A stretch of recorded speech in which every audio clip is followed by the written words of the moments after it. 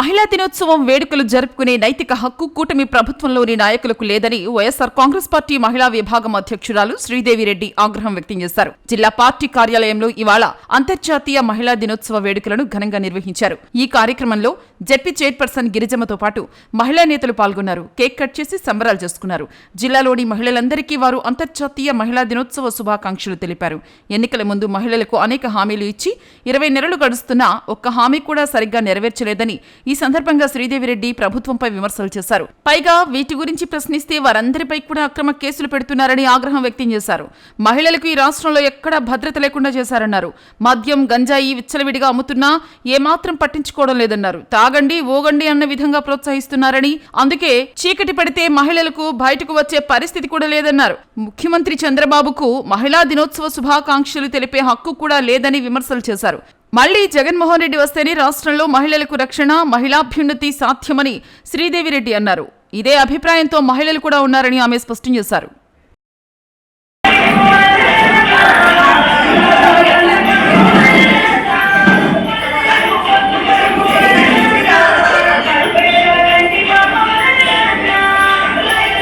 దేశంలో ఉన్న ప్రతి మహిళకు కూడా అంతర్జాతీయ మహిళా దినోత్సవం శుభాకాంక్షలు తెలుపుకుంటూ ఈనాడు ఆంధ్ర రాష్ట్రంలో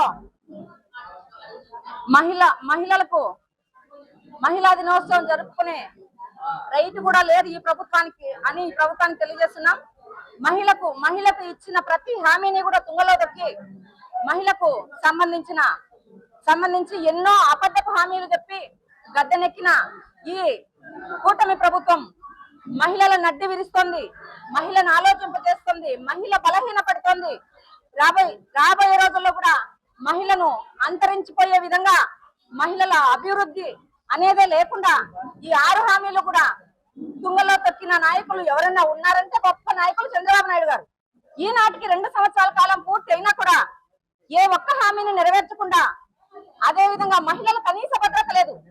మహిళలను కనీసం ఒక దగ్గర నుంచి ఇంకొక దగ్గరికి వెళ్ళడానికి కూడా భయపడుతున్నారు మహిళలు.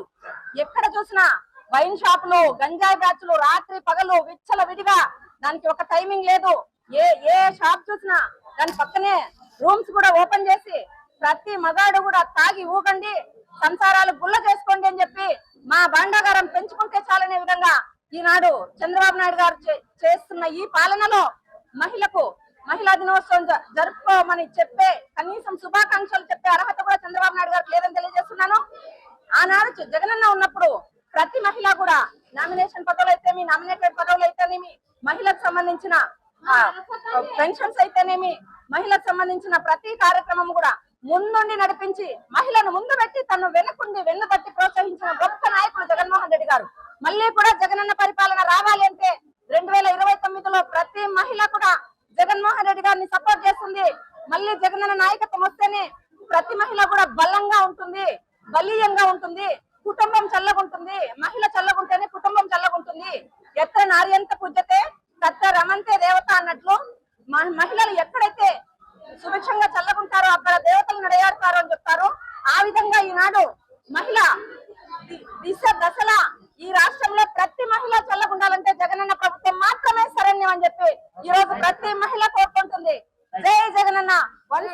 ఉన్నటువంటి మహిళామణులందరికీ కూడా అంతర్జాతీయ మహిళా దినోత్సవ శుభాకాంక్షలు తెలియజేస్తా ఉన్నాము. ఎందుకంటే మన పెద్దలు చెప్తా ఉన్నారు, వినాస్త్రీయం జననం నాస్తి, వినాస్త్రీయం గమనం నాస్తి, వినాస్త్రీయం సృష్టి నాస్తి అని. స్త్రీ లేనిదే జననం లేదు, గమనం లేదు, సృష్టి లేదు అని. స్త్రీ అంటేనే ఒక శక్తి, అమ్మవారుగా కూడా భావిస్తారు. అటువంటిది ఈరోజు మన రాష్ట్రంలో ఉన్నటువంటి మహిళలందరూ కూడా సంతోషంగా ఉండాలి, మహిళల స్థితిగతులు బాగుపడితేనే ఈ రాష్ట్రం బాగుంటాది అని నమ్మాడు మాజీ ముఖ్యమంత్రి వర్యులు వైఎస్ జగన్మోహన్ రెడ్డి గారు. పూలే కలలు కన్నటువంటి ఏదైతే మహిళలకు సమాన అవకాశాలు రావాలి, మహిళలకు విద్య అందించాలి, మహిళలు ఆర్థికంగా బలోపేతం అవ్వాలి అని మహాత్మా జ్యోతిబా పూలే గారు కలలు కన్నారో ఆ కలలను, ఆశయాలను నెరవేర్చి కూడా జగనన్న ముఖ్యమంత్రిగా ఉన్నటువంటి 5 సంవత్సరాలలో కూడా మహిళలకు ఎంతగానో ప్రాధాన్యత ఇచ్చారు. మహిళలకు విద్యాపరంగా కానివ్వండి, ఆర్థిక పరంగా కానివ్వండి, రాజకీయ పరంగా కూడా మహిళలకు సమానంగా కూడా అవకాశాలు కల్పించి జగనన్న ఒక చరిత్ర సృష్టించాడు. ఈరోజు రాష్ట్రంలో ఉన్నటువంటి మహిళల గుండెల్లో కూడా చిరస్థాయిగా కూడా స్థానం సంపాదించుకున్నారు. ఎందుకంటే సచివాలయాలు తీసుకొచ్చారు, రాజకీయంగా మహిళలకు పదవులు అందించారు, రాష్ట్రంలో ఉన్నటువంటి పేద బడుగు బలహీన వర్గాల మహిళలకు సంక్షేమ పథకాలు అందించారు, విద్యను అందించారు, డ్వాక్రా సంఘాల్లో ఉన్నటువంటి మహిళలకు జగనన్న ఆసరాగా నిలిచాడు, జగనన్న తోడై ఉన్నాడని ఎన్ని చెప్పినా కూడా జగనన్న మహిళల కోసం చేసినటువంటివి ఎప్పటికీ కూడా మర్చిపోలేనివి. మహిళలందరూ కూడా జగనన్నకి ఎప్పుడు కూడా రుణపడి ఉంటారని కూడా ఈ సందర్భంగా కూడా తెలియజేస్తా ఉన్నాను.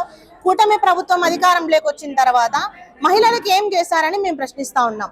అధికారంలోకి రాకముందు మహిళలకు సంక్షేమ పథకాలు అందిస్తాము, మహిళలకు ఎక్కడైతే అన్యాయం జరుగుతుందో అక్కడ ఉక్కుపాదం మోపుదామని పవన్ కళ్యాణ్ గారు కానివ్వండి, హోంమంత్రి గారు కానివ్వండి, చంద్రబాబు నాయుడు గారు కానివ్వండి, కూటమి ప్రభుత్వ నాయకులందరూ కూడా ఊరూరా చాటింపేసి మహిళలకు ఆడబిడ్డ నిధి ఇస్తాము, నీకు 15,000 నీకు 1500 అని చెప్పేసి ఒక దండోర వేసి మహిళల ఓట్లతో గద్దెనెక్కినటువంటి చంద్రబాబు నాయుడు గారు ఈ రోజు 19 నెలలు అవుతుంది అధికారంలోకి వచ్చి.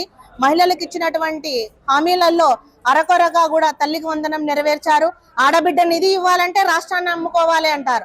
మహిళలకు అన్యాయం జరుగుతుందిరా బాబు అంటే ఒకరు కూడా స్పందించారా? అక్కడ వెళ్ళి పరామర్శించకపోగా కనీసం ఆ కుటుంబాలకు కూడా భరోసా ఇవ్వలేకపోతా ఉన్నారు. ఏమైపోతుంది ఈ సమాజంలో? మహిళలకు రక్షణ లేదు. ఈ రాష్ట్రంలో ఉన్నటువంటి మహిళలకు వయసుతో సంబంధం లేకుండా 3 సంవత్సరాల బిడ్డ దగ్గర నుంచి 60 సంవత్సరాలు 80 సంవత్సరాల మహిళల వరకు కూడా అఘాయిత్యాలు, అత్యాచారాలు, దాడులు, దౌర్జన్యాలు కూడా జరుగుతూ ఉన్నాయి. ఏ ఒక్కరికి కూడా భరోసా ఇవ్వకపోగా, రక్షణ ఇవ్వకపోగా, అండగా నిలబడకపోగా కూడా మరి పైగా మేము అన్ని సంక్షేమ పథకాలు అందించాము, సంక్షేమ పథకాలు ఎవరైనా అందిస్తే వాళ్ళ నాలుక మందము అని అంటారు. ఇదెక్కడి పరిపాలనను కూడా మహిళలందరూ కూడా రానున్న రోజుల్లో బుద్ధి చెప్పడానికి సిద్ధంగా ఉన్నారు. భవిష్యత్తులో కూడా జగనన్న